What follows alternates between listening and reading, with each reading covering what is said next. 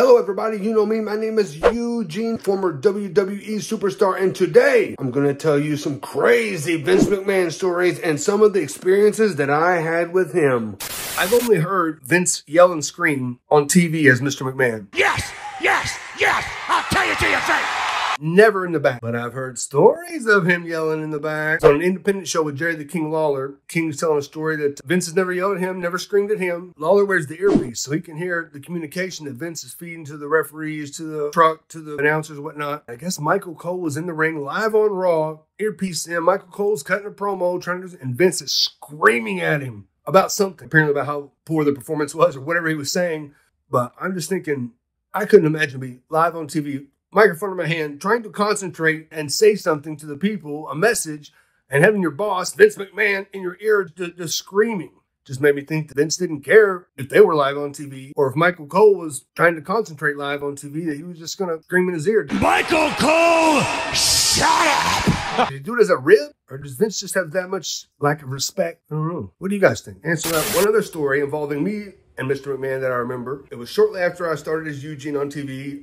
I was back home in Louisville. It was a day off, and I found out that Vince McMahon and John Laurinaitis were going to go visit Ohio Valley Wrestling, which was 17 miles from my house. I just went over there just to get my face shown, and I'm standing there. Vince is talking to all the OVW talent, and he said something to the effect of the Eugene character and how he liked it, and then he goes, I wish I would have come up with that character. I think he was encouraging them to try to come up with a character, push the boundaries, come up with something different, something new, a twist on something old. I don't know, I always thought that was pretty cool. Him saying that he wished he would have come up with the intellectual property that I did. Well, he ended up owning it, so what's the difference? Another story about myself and Mr. McMahon is 2006, I moved to the Phoenix area. I got a good buddy there. His name's Horseshoe. He was Luther Reigns on WWE TV for a short period. And at the time he lived out there, him and his girlfriend had a $3.5 million house on the Phoenix Hills overlooking the city. And he invited me to a porn star pool party. His girlfriend at the time was an exotic dancer, let's say, that eventually started to work for Jenna Jameson's adult entertainment conglomerate, whatever it was. I couldn't go to the porn star pool party, but his girlfriend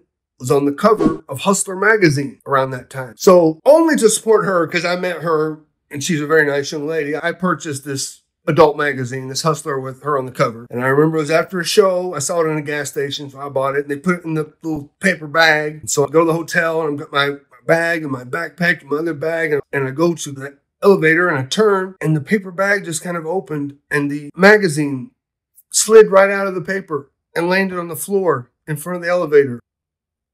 Who comes out of the elevator? Vince McMahon. And looks down, picks it up. Eugene's got a Hustler magazine, gives it back to me and walks on. Now, I think I was more embarrassed than I've ever been in my life, but I was thinking Vince McMahon knew that was mine. One story, including myself and Mr. McMahon. Eugene was on TV. It was hot, still at the beginning, still riding high. And they wanted Eugene to be on the cover of the Christmas calendar. It wasn't Christmas yet. It was months before. You see Eugene with all the presents around, which are all WWE merchandise. And I'm in a onesie pajama, light blue pajamas onesie. I was probably 245 pounds at the time. And there's probably a large, which barely fit on me. Zipper barely made it up. But the butt flap on the back, you know, it's got the buttons and the little butt flap on the back of the full length feety pajamas. The buttons wouldn't stay buttoned. My butt was too big. But it was okay because I was sitting down and they had presents around me I really couldn't see. But when I got up, I had to walk from the photo shoot area. It was a day of Raw, so it was right in the middle of everything. I had to walk to the locker room. And it just so happened that it was when the Diva Search contestants were there. So there's a whole gaggle of women. And of course, Vince is standing out there and Eugene's walking. And all the girls are laughing because I don't have my butt flapped. And then I hear the booming voice down the hallway, Eugene, your ass is hanging out. And I jumped in the locker room. So another story between me and Vince McMahon was when I injured my knee at the New Year's Revolution pay-per-view. I tore my patella tendon. I had surgery in Birmingham. I was going to Birmingham afterwards to do therapy. And that's when Royal Rumble, Vince slides in the ring, Cena and Batista in there, and Vince tears his quad. Some reports say he tore them both sliding in the ring. Some reports say he tore one. And then when he got out, he went to put all the weight on the other one and tore the other one. I don't know. But regardless, he did tear both. And he's sitting there and he's ordering whatever the finish to be and he couldn't get up. Vince had surgery in Birmingham and I knew where the hospital was. And so Eugene just shows up at his hospital room. And I think walking into his hospital room was an instance of not Eugene, not me invading his personal space, but this was a time when he was himself and didn't expect someone to come visit him. Vince had about 2 days, hair on his beard growth, 5 o'clock shadow. Until the mustache, you never saw any facial hair on Vince. I mean, the old story used to be that he constantly used the electric razor and says, I can't let it win. But I walk in, and I could tell Vince was immediately maybe uncomfortable or just wasn't expecting me, and say, I know you got people here, but I just want to tell you that I'm in town. If you need anything, have someone let me know. Hope you're doing okay. Just want to say hi.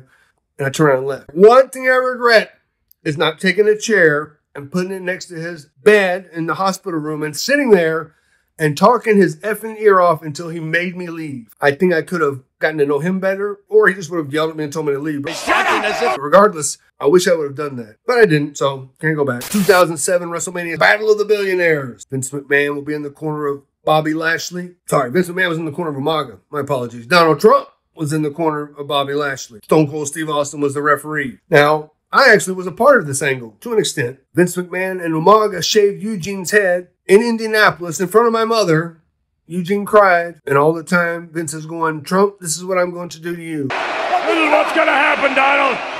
This is what's going to happen to you. The next week on Raw is when I was supposed to dress like Donald Trump, and they had like a wig thing. My head was shaved in. I had a suit. Supposed to open a limo door for Vince, just a brief little snippet. I was in that Battle of the Billionaires angle, which I think is pretty cool. I actually got to speak and shake hands with Donald Trump when he was coming in for the Battle of the Billionaires. Remember when Trump used to rain the money down from the top? At the ceiling, Vince. That's Look not real right money, now. folks. Look at that. Real money. We're in Pittsburgh, and all the writers and the interns, they were going to do a live shot in the corner backstage.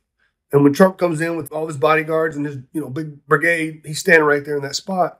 And all the interns and all the writers are like freaking out, like, oh, what are we going to do? He's right there. We're supposed to go live in 3 minutes. Eugene simply walks over. Hello, Mr. Trump. Shook his hand. I said, they're going to do a live segment right here. Would you mind coming into this room with us? And he just came in the next room. And hey, how you doing? Nice as can be. I didn't have my camera with me at the time because I think I was getting ready to go to the ring, but I didn't get a picture with him. But I got to meet Donald Trump when he came to be in the Battle of the Billionaires. But Vince is starting WrestleMania, and this is one thing I didn't know. He wanted the charismatic leading man, ended up being Hogan. Supposedly, he first gave the offer to Dusty Rhodes.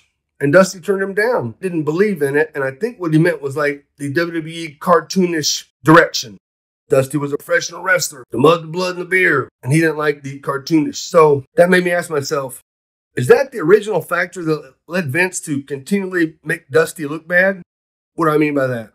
There was Akeem the African Dream, which was a knock on the American Dream. Virgil was a knock on Dusty's real name. And even when Dusty signed, the portrayal of the son of a plumber character was comedy. I was a coach at the Performance Center. I'm sitting in Dusty's office one time. He shows me a picture of himself decked out in polka dots. He said, Vince McMahon thought that he was going to make me look bad by wearing the polka dots, but I went out there and got it over. And he did. He took something totally ridiculous, and in WWE, he got it over.